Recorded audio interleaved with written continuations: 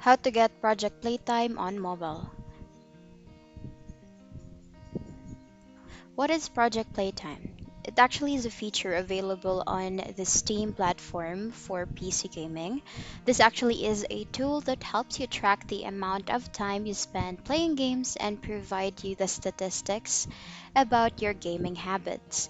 Unfortunately, Project Playtime is not available on mobile. However, there are several mobile apps that you can use to track your gaming time and provide you with the similar statistics. But here's a way for you to download Project Playtime. You actually have the option to go to your browser, search for Project Playtime for mobile, and there, if you will be able to see the option where download Project Playtime APK.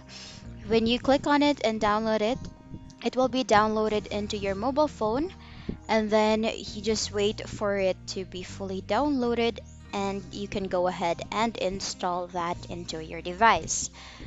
So you just need to wait until it will be fully installed, and then you will now have the Project Playtime feature on your phone.